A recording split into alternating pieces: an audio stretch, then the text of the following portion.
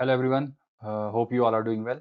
Welcome to the Waiter Classes Learn, Plan, Explore online ground school for your aviation related queries and aviation related studies. So friends, I am Rahul Sharma, commercial pilot and your aviation advocate. So we are back again. आज हम अपना जो next अपना topic cover करेंगे in our next session in our air regulation series. Okay friends, हमारे air regulation में हम आज अपना next topic cover करने जा रहे हैं, ठीक है?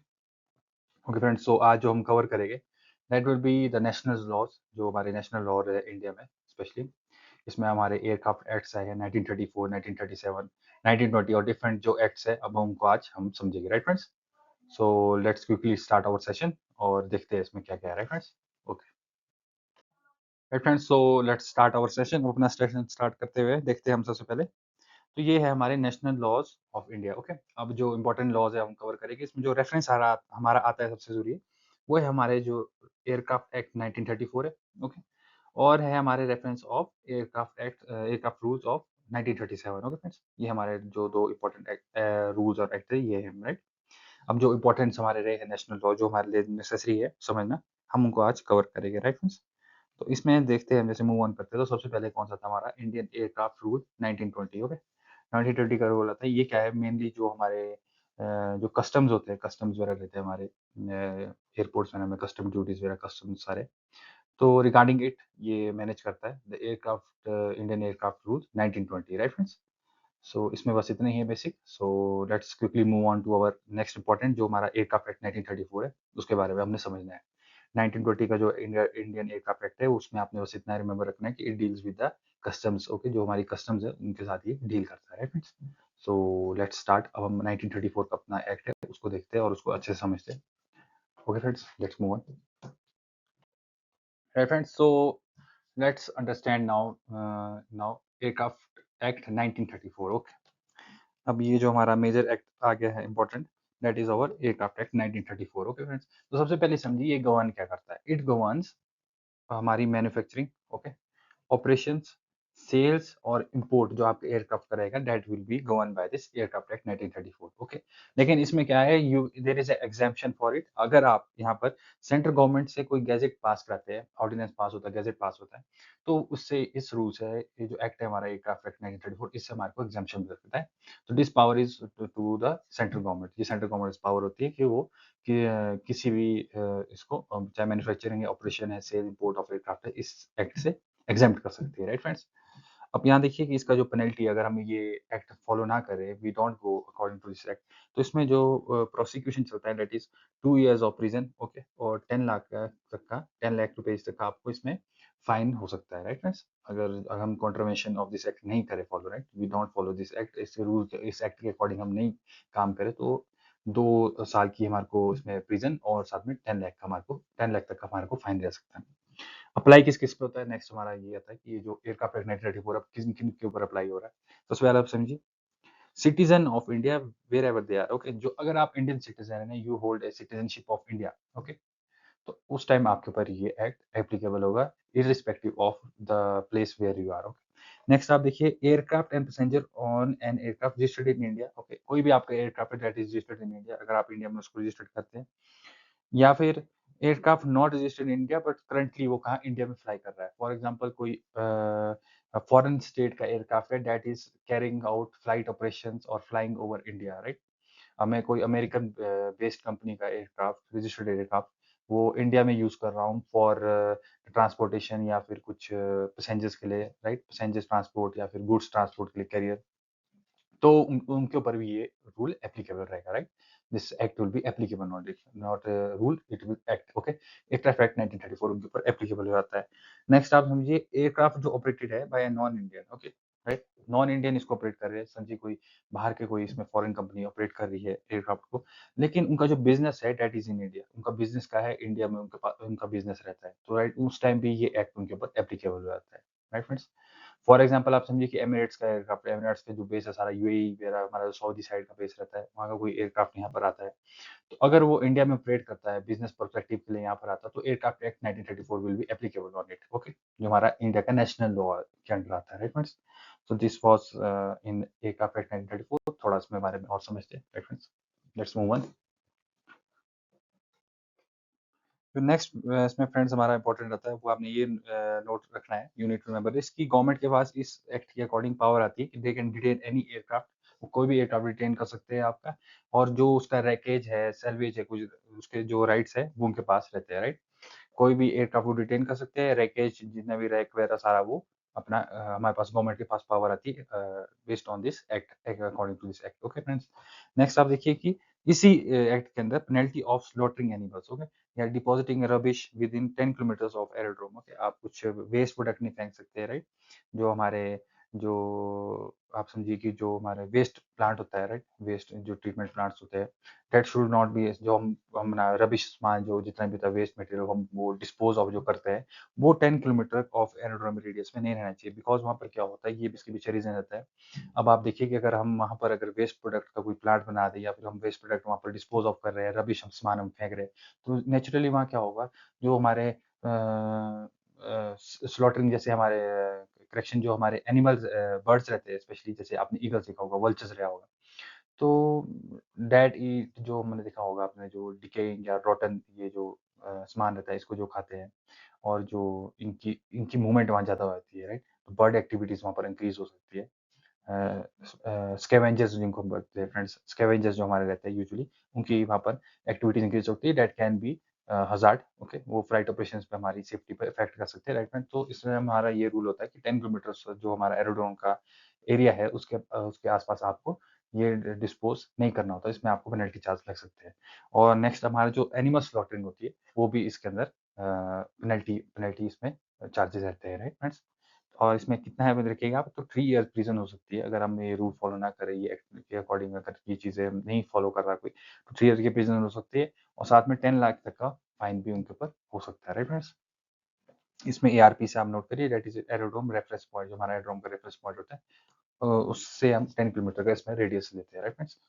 सो अब नेक्स्ट आपने समझना है, जो लेटेस्ट आज का अपडेट आया है वो ये है कि 2024 में भारतीय वायुयान विधेयक, ओके, विधेयक जो है इन्हें एनेक्ट किया है, रिप्लेस कर दिया हमारा एयरक्राफ्ट एक्ट 1934 को, क्योंकि काफी टाइम हो गया था, 1934 से चल रहा है, तो इसलिए 2024 में हमारा न्यू इसमें पास हुआ है भारतीय वायुयान हमारा विधेयक, है ना।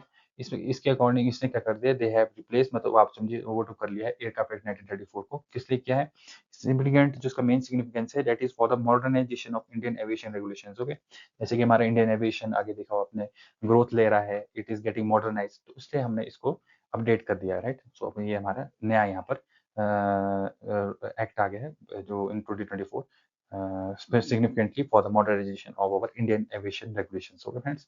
So now let's understand aircraft rules 1937 के बारे में समझते हैं। तो ये था हमारा बेसिक्स जो हमारा था in reference of our aircraft act 1934। अब 1937 का जो रूल है उसको भी समझते हैं, it is also very important, और इसमें हम कवर करते रहे friends. Let's move on friends. So अब आप देखिए नेक्स्ट हमारा जो आता है that is our aircraft rule 1937। Aircraft rule 1937 one of the most important rules है हमारे, जो सारी जो सिविल एविएशन की रेगुलेशन है वो कमेंट करती है, अमेंडमेंट्स वगैरह सारी इसमें रहती है बेसिस। तो इसमें आप देखिए इसमें यही बोला है कि regulation for civil aviation in India is under the aircraft rules 1937। Okay friends. So जो इसके अमेंडमेंट्स है वो किसमें पब्लिश होती है, बाय द डीजीसीए इसको पब्लिश करता है, डीजीसीए जो हमारे director general of civil aviation है उसको पब्लिश करता है in our aeronautical information circular. एक सर्कुलर पास होता है, राइट फ्रेंड्स, उसमें सारी जो हमारे अमेंडमेंट्स है, regulation according to this rule वहाँ पर वह मेंशन होते हैं, वहाँ पे चेक आउट कर सकते हैं, राइट फ्रेंड्स। तो सबसे इंपॉर्टेंट आप देखिए जिसमें है सम इंपॉर्टेंट एक अब जो रूल्स आते हैं कि we must be communicating with boom mic, okay. जो हमारा बूम माइक है उससे हमने कम्युनिकेट करना है, ये यूज करना चाहिए फॉर कोई कम्युनिकेशन, कोई एरर ना रहे, राइट, ताकि बेटर हमारा जो आरटी कॉल्स है, रेडियो टेलीफोनी जो है, कोऑर्डिनेशन बिटवीन फ्लाइट एंड जो हमारा ग्राउंड है वो प्रॉपर रहे, इसलिए हमारे को इसमें अकॉर्डिंग टू जो हमारा एयर क्रू है उनको ये कहा जाता है कि आप communicate with the use of boom mic, जो हमारा बूम माइक रहता है आप देख सकते हैं। और स्पेशली कब करना है, इन योर डिपार्चर क्लियरेंस, आप डिपार्चर क्लियरेंस कर रहे हो on the ground and engine are running, okay, engine running कर रहे हो तो उसकी साउंड वाइज नॉइज बहुत ज्यादा होती है, इसलिए ये बोला जाता है ताकि आपको बेटर आपको अंडरस्टैंड हो, ताकि कुछ एरर ना रहे, इस साइड की आप इसको इस टाइम अपना बूम माइक यूज करिए, राइट फ्रेंड्स। और जब इन एयर हो एयरक्राफ्ट, आपका ट्रांजिशन एल्टीट्यूड है हमारा, ट्रांजिशन एल्टीट्यूड है या उससे जब हम और या 10,000 फीट जितना भी विच एवर इज हायर, उससे आप बिलो हो एयरक्राफ्ट, तो उस टाइम आपको अपना बूम माइक यूज करना होता है। ट्रांजिशन एल्टीट्यूड आप समझिए कि यहाँ पर आप अपना एल्टीट्यूड किसमें फीट में रिपोर्ट करते हैं, राइट। जैसे आप देखिए 3000 फीट, 2000 फीट, 1000 फीट, ओके। और जब आपका ट्रांजिशन एल्टीट्यूड आप नेक्स्ट अपना ट्रांजिशन लेयर क्रॉस करके ट्रांजिशन लेवल में एंटर होते हैं, at that time the reporting start in level, okay. तब आप बोलेंगे flight level 150, okay, flight level 210, 200, वहाँ पर हमारा रिपोर्टिंग सारी फ्लाइट लेवल्स में रहती है, राइट। ट्रांजिशन एल्टीट्यूड में we report in the feet, okay, feet report करते हैं। जैसे 10 हमारा 6000 फीट हो गया, 5000, 4000, 3000, इसमें रहता है हमारा ट्रांजिशन एल्टीट्यूड बिलो हमारा, इसमें हमारी रिपोर्टिंग रहती है, राइट फ्रेंड्स। सो नेक्स्ट आप देखिए, अब इसमें है कि जो अकॉर्डिंग टू दिस रूल है कि प्रोहिबिटेड एरियाज आते हैं हमारे। प्रोहिबिटेड एरिया का आप नाम से समझ सकते हैं कि यहाँ पर हमारा कंप्लीटली प्रोहिबिटेड होता है कि एयरक्राफ्ट उसके ऊपर से फ्लाई ना करे, राइट फ्रेंड्स। जैसे कि हमारा राष्ट्रपति भवन हो गए, और कई न्यूक्लियर साइट्स हो गई हमारी इंडिया में है, और रिफाइनरीज हो गई हमारी, राइट, और टावर ऑफ साइलेंस है हमारा। So these are some type of prohibited area. जैसे राष्ट्रपति भवन के ऊपर से आप फ्लाई नहीं कर सकते, राइट फ्रेंड्स। सो ऐसे ऐसे हमारे कोई प्रोहिबिटेड एरिया है जिसके ऊपर से फ्लाइट ओवरफ्लोन हमारी अलाउड नहीं रहती है। नेक्स्ट आप देखिए जो हमारी सुपरसोनिक फ्लाइट्स है, सुपरसोनिक फ्लाइट्स मतलब जो विच जिनका क्रूजिंग आप देखिएगा which is more than the speed of sound, okay, is not permitted in Indian air space. Indian air space में इतनी स्पीड से आप फ्लाइट नहीं ऑपरेट कर सकते with supersonic speed, okay. Next हमारा है क्लाइंब क्रूज टेक्निक। जो है क्लाइंब में क्रूज टेक्निक का मतलब ये है कि समटाइम क्या होता है, जैसे हम फ्लाई कर रहे होते हैं, राइट फ्रेंड्स, तो हम क्या मांग लेते हैं ताकि वो टाइम सेव हो, तो हम इन इन आवर इन आवर हम क्या कर लेते हैं, दोनों को इनको मिक्स कर लेते हैं, आप एक तरह से समझिए, राइट फ्रेंड्स। मतलब अब आप क्रूज में आपने रीच करना, जो आपका क्रूजिंग स्टार्ट होगी, लेकिन क्रूजिंग रीच करते करते आप पहले ही अर्लियर अपना मांगेंगे कि मेरे को क्लाइंब भी दे दो, और साथ साथ में हमारे को साइमल्टेनियसली मेरे को क्रूजिंग की भी अपनी परमिशन मिल जाए, राइट फ्रेंड्स। मतलब आप देखिए, आपने टेक ऑफ किया, उसके बाद आपने क्लियरेंस ली, तो आप सीधे ही अपनी इन क्लाइंब अपनी जैसे आप क्लियरेंस ले जाएंगे टू द क्रूज लेवल, उसके बाद अपना क्रूज स्टार्ट कर लेंगे, तो वो अलाउड नहीं है। क्लाइंबिंग क्लियरेंस आपकी अलग रहेगी, क्रूज की जो आपकी रहेगी वो आपको अलग रिपोर्ट करना पड़ेगा, राइट फ्रेंड्स। हाय फ्रेंड्स, सो ये था हमारा जो हमारा क्लाइंब क्रूज टेक्निक का था। थोड़ा मैं इसको आपको थोड़ा और बेटर से समझाता हूँ ताकि आपको दिक्कत ना हो, राइट फ्रेंड्स। थोड़ा हम इसको समझ लेते हैं अच्छे से। जैसे कि मैं आपको एक्सप्लेन करता हूँ, आप समझिए यहाँ पर आपका बेस है, राइट। यहाँ से आपने टेक ऑफ किया, आपने जाना कहीं, आप मानिए ये है हमारा चंडीगढ़, ओके, ये हमारा चंडीगढ़ है, ये मेरा यहाँ पर है दिल्ली, ओके। चंडीगढ़ से मैंने दिल्ली फ्लाई करना है, ओके, ये मेरी डेस्टिनेशन होगी दिल्ली, और डिपार्चर है मेरा चंडीगढ़ से, राइट फ्रेंड्स। अब जो मेरा क्रूज यहाँ पर है, क्रूज मेरा है, क्रूज ऑल्टीट्यूड आप मानिए यहाँ पर मेरा है मतलब आप मानिए यहाँ पर रहेगा मेरा क्रूज ऑल्टीट्यूड फ्लाइट लेवल 150 पे। ये कितना हो गया, 15,000 फीट पे, राइट फ्रेंड्स। 15,000 फीट पे मेरा क्रूज रहेगा। तो अब मैं क्या करता हूँ, अब मैं यहाँ से टेक ऑफ करता हूँ, राइट, टेक ऑफ करता हूँ, यहाँ से मैं क्लाइंब करता हूँ। तो मेरे को क्या लगता है, फॉर सेविंग द टाइम मैं यहाँ पर क्या क्लियरेंस मांगने लग जाता हूँ। सो अगर मैं यहाँ पर क्लियरेंस मांगू, अकॉर्डिंग टू जो प्रोसीजर रहता है उसके लिए मेरे को क्या करना होता है, सबसे पहले हम प्रोसीजर के हिसाब से समझते हैं। मेरे को अपना यहाँ पर अपना क्लाइंब करना होता है टिल आवर रीचिंग एक पॉइंट पे। जब मैं 15,000 फीट तक रीच कर लूंगा अपने, उसके बाद मैं यहाँ से अपना कंटिन्यू करूंगा आगे अपना क्रूज, जो क्रूज लेवल है। लेकिन हम ऐसा नहीं कर सकते कि मैं यहाँ से क्लाइंब क्रूज में क्या होता है कि मैं यहीं से इनको एन रूट क्लाइंब की क्लियरेंस मांग लेता हूँ, और यहीं से मैं क्लाइंब करते करते करते करते करते जाता हूँ कि मेरे को मैं क्लाइंब भी करूंगा और साथ साथ में मैं क्रूज भी करूंगा, और अपने आगे डेस्टिनेशन के लिए ये यहाँ पर लोड नहीं। पहले आपको अपना क्रूजिंग एल्टीट्यूड तक रीच करना होता है, उसके बाद आप अपना क्रूज फेस वहां से बिगिन कर सकते हैं। ये नहीं कि आपने एन रूट क्लाइंब मांग लिया यहाँ से आप क्लाइंब भी करे जा रहे हैं, और रीच करते करते फिर आप यहाँ पर अपना जब आगे कहीं जाके आप पहुंचे यहाँ पर, right, this is not allowed, okay, ये अलाउड नहीं, this is the right technique. तो ये जो क्लाइंब क्रूज टेक्निक है यहाँ पर इंडिया में हमारी अलाउड नहीं है, राइट, क्योंकि अलग अलग हमारा सेपरेशन होती है, 1000 फीट 2000 फीट की सेपरेशन रहती है एयरक्राफ्ट के बीच। तो अगर हमने ऐसा कर दिया बीच में कि क्लाइंब क्रूज टेक्निक मांग ली, तो आप देख रहे हैं, आप पहले आगे भी बढ़ रहे जा रहे हैं, राइट। तो जो हमारी सेपरेशन है that will B affected in India, right. तो इतना हमारा है नहीं यहाँ पर एयर स्पेस के सेपरेशन रहे। तो फॉर द बेटर सेपरेशन है, तो इसलिए ये फॉलो करते हैं हम कि क्लाइंब क्रूज टेक्निक हमारी यहाँ पर नहीं फॉलो थी। तो बेटरली भी हम पहले हम क्लाइंब करते हैं अपना, उसके बाद हम अपना क्रूजिंग एल्टीट्यूड पे आगे अपना फेस कंटिन्यू करते हैं, right friends. So let's move on. अब थोड़ा और जो एयरक्राफ्ट रूल्स हमारे 1937 जो उसमें इंक्लूडेड है, और जो इम्पोर्टेंट है उसके जो पॉइंटर्स वो हम समझते हैं। नेक्स्ट इसमें देखिए गया है कि aerobatics is not permitted with in 6 nautical miles of aerodrome. 6 nautical mile का जो आपका रेडियस है एरोड्रोम का, वहां पर आप एरोबैटिक्स परफॉर्म नहीं कर सकते। और ये 6000 फीट से बिलो भी नहीं होनी चाहिए, राइट फ्रेंड्स? तभी आपने देखा होगा कि जब हम थोड़े हमने मैनूवर से सीखने होते हैं तो मिनिमम हम 6000 फीट से ऊपर जाते हैं, तब हम अपने जो स्टीप टर्न्स और जितने भी हमारे कोई एरोबैटिक्स मैनूवर होते हैं उसके बाद ही हम सीखते हैं। एंड 6 नॉटिकल माइल रेडियस नहीं रहता है इसमें हमारा जो एरोड्रोम का।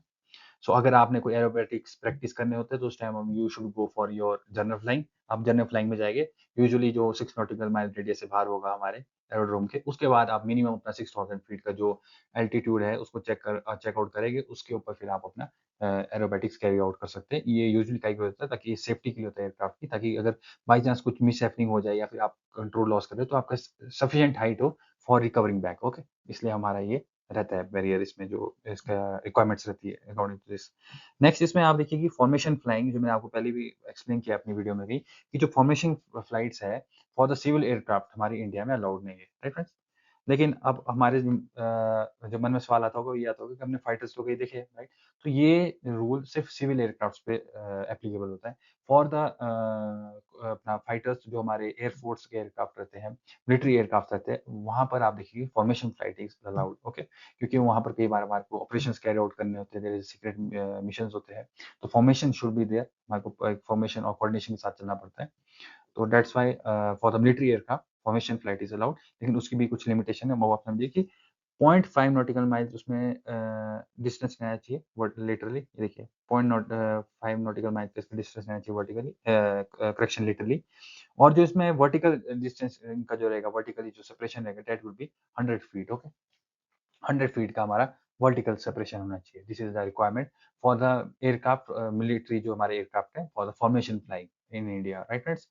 अब नेक्स्ट आपने इसमें समझना है कि इसमें जो इम्पोर्टेंट आता है कि इसमें क्या होता है हमारा फॉर्मेशन जो ऑपरेट होगा, जैसे आप मानिए यहाँ पर ये 2 एयरक्राफ्ट ऑपरेट कर रहे हैं, तो फॉर्मेशन ऑपरेट हमारा ऐसा नहीं होगा कि हम दोनों एयरक्राफ्ट को अलग-अलग आइडेंटिफाई करेंगे।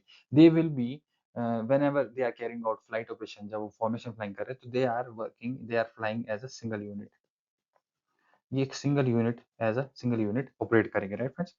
For the nav and position reporting, जब अपनी कोई नैव कर रहे हैं या फिर अपनी पोजीशन रिपोर्ट कर रहे हैं, तो दे will be giving it in a single unit. मतलब ये नहीं कि जो ये वाला एयरक्राफ्ट है, ये अलग पोजीशन रिपोर्ट दे रहा है, राइट?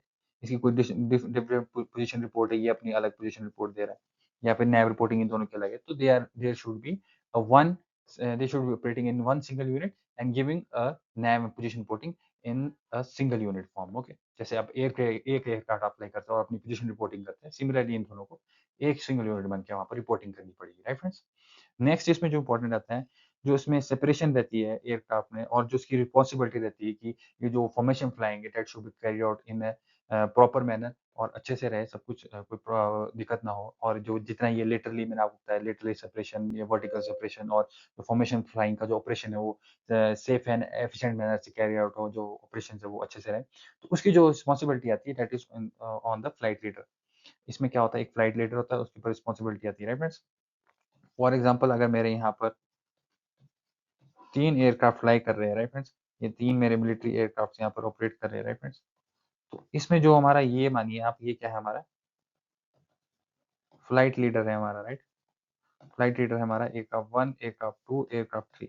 जो एयरक्राफ्ट 2 है हमारा, एयरक्राफ्ट 2 है, उसके ऊपर हमारी इसमें रिस्पॉन्सिबिलिटी आती है फॉर मेंटेनिंग दिस सेपरेशन और सेफ एंड एफिशिएंट रहे। तो जो जितनी भी हमने अभी जो रिक्वायरमेंट्स पढ़ी, तो एक इनका फ्लाइट रेडर रहेगा जो ये जो एस्पेक्ट है, जो रिक्वायरमेंट्स है, उसको मेंटेन करेगा, राइट? और जो ये फॉर्मेशन फ्लाइंग है, वो safe safe and efficient manner से और रिक्वायरमेंट्स और रूल्स के अकॉर्डिंग कैरी आउट हो। And so there is a requirement of flight radar, right? और वही इसका मेन सोल रिस्पॉन्सिबिलिटी संभालेगा, right friends? So this was in our aircraft rule 1937. थोड़ा और समझते हैं इसमें, reference. Let's move on to our next slide. Reference, तो इसमें थोड़ा और समझ लेते हैं इन आवर एयरक्राफ्ट रूल 1937, जो थोड़े से हमारे इसमें इंपॉर्टेंट पॉइंटर्स है जो हमने समझने हैं, व्हिच आर अंडर इट। तो इस रूल के अकॉर्डिंग जो नाइट फ्लाइंग का हमारा एनी फ्लाइंग कितनी है, जो नाइट फ्लाइंग की हमारी रिक्वायरमेंट रहती है, जो हमें अपने डीजीसीए इसमें भी कवर करनी पड़ती है फॉर आवर सीपीएल के लिए, हमारे को जो नाइट फ्लाइंग रिक्वायरमेंट रहती है, तो उसके लिए अगर आपको पूरा करना है तो नाइट फ्लाइंग हमारी कब काउंट की जाएगी? It will be half hour after sunset, जब आपका सनसेट के आपका जो टाइम होगा ऑफ योर करंट जो आपका एफटीओ है जिस प्लेस पे है, वहाँ के जो half hour after the sunset to the half hour before sunrise, तो वहाँ वो जो टाइम काउंट होगा उसके बीच का जो ड्यूरेशन काउंट होगा that will be noted as your night flying time, वो आपका नाइट टाइम में काउंट होगा, राइट फ्रेंड्स? नेक्स्ट हमारा है रेडियो के बारे में। तो आपको आरटीआर लाइसेंस जो हमारा रहता है, रेडियो टेलीफोनी रिस्ट्रिक्टेड जो हमारा लाइसेंस रहता है, आरटीआर ऑपरेशन लाइसेंस, वो आपके पास होना चाहिए आरटीआर लाइसेंस। तब आप अपना रेडियो ऑपरेट कर सकते हैं। एयरक्राफ्ट का जो हमारा रेडियो फ्रीक्वेंसी जो ऑपरेट करनी होती है, उसके लिए हमारे को आरटीआर लाइसेंस की रिक्वायरमेंट रहती है, राइट फ्रेंड्स। सो बेसिकली जब हम स्टार्ट करते हैं अपनी जो फ्लाइंग स्टार्ट करते हैं, तो हम उस टाइम एफआरटीओएल जो हमारा रहता है, flight radio telephony operator licence रहता है हमारा, वो हम इशू कराते हैं। रिस्ट्रिक्टेड रहता है वो। लेटर ऑन वो हमारा रिस्ट्रिक्शन उससे हट जाती है। लेकिन जो हमारी एज जब हम सीख रहे होते हैं इन आवर ट्रेनिंग फेज, हमारे को एफआरटीएल इशू करना था। That is part of this radio, okay, जो आरटीआर हमारा लाइसेंस का पार्ट रहता है। नेक्स्ट आप देखिए, सक्सेशन ऑफ कमांड रहनी चाहिए, is to be publish by the operator. तो जो सक्सेशन ऑफ कमांड है, वो it should be designated and should be publish by the operator, okay. इसके अंडर आप ये समझिए कि जो पीआईसी है, पीआईसी प्लेज वेरी इंपॉर्टेंट, जिसमें अथॉरिटी रहती है एयरक्राफ्ट की, जो रिस्पॉन्सिबिलिटी होती है फॉर द जितने भी ऑपरेशन रहेगा हमारे सेफ एंड एफिशिएंट मैनर में जो हमारी फ्लाइट कैरी आउट हो, तो अथॉरिटी जो रहती है, दैट इज अथॉरिटी जो रहेगी, that is given to our PIC. और जिसमें जो हायरार्की है हमारी, वो प्रॉपर मेंटेन रहनी चाहिए, राइट फ्रेंड्स। तो ये हमारी पब्लिश होनी चाहिए और डेजिग्नेटेड प्रॉपर्ली होनी चाहिए। नेक्स्ट हमारी देखिए हैंगर। हैंगर के बेस पे आप देखिए जो हमारी एयरक्राफ्ट की फ्यूलिंग होती है, एयरक्राफ्ट की जो फ्यूलिंग होती है, दैट शुड बी देखिए with fuel in their wings. जिनके फ्यूल हमारे विंग्स में हमारे जो फ्यूल होता है, must be park in well ventilated hanger, okay. पहले तो आप देखिए प्रॉपर हमारी वेंटिलेशन होनी चाहिए हैंगर में। और सर्टिफाइड क्या होना चाहिए कि नॉन इनफ्लेमेबल मटेरियल्स हो, नॉन इनफ्लेमेबल मटेरियल है, क्योंकि आपको पता होना चाहिए जो हमारे एयरक्राफ्ट में जो हमारे फ्यूल यूज होते हैं, they are highly flammable, okay. वो एकदम से फायर कैच कर लेते हैं, राइट। तो उसके लिए हमारे को, ताकि कुछ ऐसा मिस हैपनिंग ना हो, कोई हजार्डस सिचुएशन नहीं क्रिएट हो, तो हमारे को वहाँ पर वेल वेंटिलेटेड हमारा होना चाहिए, स्पेशली किसमें, जहाँ पर फ्यूलिंग कहाँ होती है, हमारी विंग्स पे होती है, राइट फ्रेंड्स। और वेल वेंटिलेटेड हमारे हैंगर होने चाहिए, और कोई भी वहाँ नॉन इन्फ्लेमेबल मटेरियल नहीं होना चाहिए। ये हमारा हैंगर सर्टिफाइड होना चाहिए, right. Hanger should be certified for it, right friends. So let's understand now. अब हम एयरक्राफ्ट हमारा रूल है, जो हमारा नेक्स्ट आता है, दैट इज 1954, जो थोड़ा हमारी हेल्थ के जो रिगार्डिंग है, हेल्थ जो हमारे लॉज रहते हैं, उसके बारे में देखेंगे हम, मेडिकल लॉज वगैरह जो उसमें फॉलो होते हैं, right friends. So let's move on, right friends. तो अब क्या है हमारा जो नेक्स्ट हमारे जो रूल आते हैं, that is our aircraft public health rules. ये कौन सा है, 1954 का, राइट फ्रेंड्स। तो पब्लिक हेल्थ के साथ जो लिंक है हमारे एयरक्राफ्ट रूल्स है 1954 के, राइट फ्रेंड्स। अब हमने इसके लिए हमारे को जरूरत क्यों पड़ी, आपने देखा होगा कई जैसे डेंजरस, जैसे हमारी कम्युनिकेबल जो डिजीजेज रहती है, स्पेशली येलो फीवर, प्लेग, ये एंथ्रेक्स हो गए, तो दे आर ये क्या पेंडेमिक और एंडेमिक स्केल में ये पूरी स्प्रेड आउट कर सकती है, राइट फ्रेंड, अगर इसमें प्रॉपर अगर हमारे को अटेंशन ना हो, राइट फ्रेंड। बिकॉज आपने समझा होगा कि aviation is working in global scale पे ऑपरेट करती है। हम पूरे अपने ग्लोबल स्केल पे पैसेंजर्स कैरी आउट करते हैं, अपना उनको लाते हैं, लाइक डिपार्चर और जो जितना हमारा रीच करते हैं, सो पूरा ग्लोबल सिस्टम में वर्कआउट करता है। तो ताकि पब्लिक हेल्थ हमारी बेटर रहे, कोई ऐसी डिजीज कोई बाहर से कोई फॉरेन स्टेट से हमारे स्टेट में ना हो, राइट। तो इसके लिए एक प्रॉपर रूल बनाए गए हैं कि किस किस सिचुएशन पे हमारे को क्या क्या चीजें फॉलो करनी रहती है, ताकि कुछ ये हेल्थ हजार्ड क्रिएट ना हो, राइट फ्रेंड्स, ओके। क्योंकि इसमें मेनली ये देखा होगा आपने, जैसे कि अभी लेटेस्ट ही देखा था आपने, जो हमारा एक कोविड केसेस थे, कोविड केसेस भी इसी की वजह से कई बार हमारे बहुत ज़्यादा स्प्रेड हो गई, बिकॉज अर्लियर इसकी हमारे को सिम्टम्स के बारे में आइडेंटिफाई नहीं कर पाए, और जो हमारा एविएशन था, हमारा जो ट्रांसपोर्टेशन था, right, passengers are moving from our यहाँ से कंट्री से हमारा चला हुआ था, राइट। कंट्री से जा भी रहे थे, पैसेंजर्स आ भी रहे थे, tourist bus coming going, right, सब कुछ वर्क ऑन था। तो इससे पता नहीं लगा कि कैसे कैसे ये स्टेट बाय स्टेट अलग अलग पूरी ग्लोबल स्केल में ये स्प्रेड हुआ, राइट फ्रेंड्स। तो दैट्स वाई इसके लिए हमारे एयरक्राफ्ट जो पब्लिक हेल्थ रूल्स है वो यहाँ पर लाए गए हैं। तो इस रूल्स के अकॉर्डिंग इकाई के लिए पहले हेल्थ एंड सेफ्टी जो रहे हमारी एविएशन में, उसके लिए पहले रूल है। तो इसमें क्या है, अगर पीआईसी को इन्फॉर्म करना था, जो हमारे पायलट इन कमांड है, उनको एटलीस्ट 2 आवर्स पहले इन्फॉर्म करना पड़ेगा। अगर कोई भी उसमें पैसेंजर अगर कोई ट्रैवल कर रहा है, दैट इज फ्रॉम इन्फेक्शियस या फिर क्वारंटाइनेबल डिजीजेस, ओके। क्वारंटाइनेबल डिजीज है, कोई इन्फेक्शन है, उनको इन्फेक्शियस डिजीज है, तो जो पीआईसी है आपके, जो पायलट इन कमांड है, जो कैप्टन ऑफ एयरक्राफ्ट, उनको रिपोर्ट करना पड़ेगा एटीसी को, such such passenger is in my aircraft, so you should take care. उसके बाद वो उस पे एक्ट करेगा अकॉर्डिंग टू इट। ये हमारा काम है, हमारे को रिपोर्ट करना पड़ता है, राइट फ्रेंड्स। नेक्स्ट आप देखिए कि डिसइंफेक्टिंग होनी चाहिए, अब अगर रिक्वायर्ड हो, 30 मिनट बिफोर लैंडिंग। अब 30 मिनट बिफोर लैंडिंग हमारे को एयरक्राफ्ट को डिसइंफेक्ट करना पड़ता है, राइट, ताकि वहाँ पर कोई इन्फेक्शन का खतरा ना रहे, क्योंकि हम आप देखिए सेक्टर वाइज ऑपरेट करते हैं। अब वहाँ पर कोई पैसेंजर पहले होगा, उसके बाद वहाँ पर नेक्स्ट हमारे बोर्डिंग होगी, राइट, डी बोर्डिंग होती है, राइट, तो उस टाइम उसके लिए ताकि कोई इन्फेक्शन स्प्रेड ना हो तो डिसइंफेक्टिंग हमारी रहती है, राइट, 30 मिनट बिफोर लैंडिंग अगर रिक्वायर्ड हो। अब इसमें जो थर्ड आता है पॉइंट वो है कि dead bodies of yellow fever, plague या anthrax are not allowed on aircraft, right, ये क्योंकि हाईली स्प्रेडेबल डिजीज होती है और बहुत ही ग्लोबल स्केल में स्प्रेड कर सकती है, राइट, तो बहुत ही हजार्डस सिचुएशन बन सकती है इससे in respect of health and safety. तो ये हमारे सेफ्टी के लिए dead bodies of yellow fever, plague या एंथ्रेक्स से जो जिनकी डेथ हुई है किसी की, तो उनको अलाउड नहीं किया जाता है on the aircraft, right. Other dead bodies allowed होती है, लेकिन उनको प्रॉपर्ली हमारे को कॉफी में इंक्लूड करना पड़ता है, राइट। अब जो इंपॉर्टेंट रूल्स है वो समझ लेते हैं। 1994 का है रूल्स ऑन ऑब्स्ट्रक्शन और डिमोलिशन है respect of building around aerodromes, okay. जो बिल्डिंग्स है, कोई हाई बिल्डिंग नहीं है, ऊंची ऊंची बिल्डिंग्स होती है, तो कहीं अप्रोच पाथ में या फिर टेक ऑफ पाथ में कोई प्रॉब्लम तो नहीं आ रही, राइट, तो उसके लिए भी वहाँ पर रूल्स बनाए गए, 1994 में वो कवर हो गया, राइट। 2003 में हमारे जो कैरेज ऑफ डेंजरस गुड्स है, कोई डेंजरस एमिनेशन, वो कोई मैंने जैसे आपको बताया था, जितने भी उसका ट्रांसपोर्ट रहता है गुड्स के अकॉर्डिंग, जो हमारे डेंजरस गुड्स कैरी आउट होते हैं ऑन बोर्ड, तो 2003 के रूल्स में वो वहाँ पर मेंशन किया गया है। तो अकॉर्डिंग टू इट अगर वो फॉलो होता है तो आप वहाँ पर कैरी आउट कर सकते हैं डेंजरस गुड, और कैसे कैसे रहना चाहिए, कौन कौन से आइटम कैरी ऑन बोर्ड कर सकते हैं, राइट फ्रेंड्स, और विच आर नॉट, जो प्रोहिबिटेड है, विच आर प्रोहिबिटेड, वो भी वहाँ पर मेंशन है, राइट फ्रेंड्स।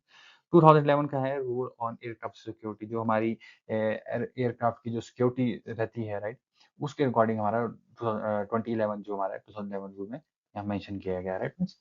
और 2012 में हमारे देखिए 2012 में जो एयरक्राफ्ट एक्सीडेंट और इन्वेस्टिगेशन जो है उसके रिगार्डिंग जो रूल्स है, कैसे वो कैरी आउट होगा, कैसे हमारी accident investigation move out forward होगी, तो जितने भी उसके रिस्पेक्ट में जितने भी रूल्स हैं, that are mention in our aircraft, जो रूल्स है हमारे 2012 covering our aircraft accident and investigation, right friends?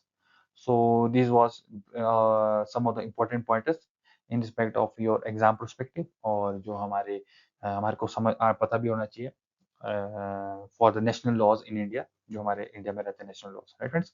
So hope आपको अच्छे से समझ आ गया हो, क्लियर हो गया हो।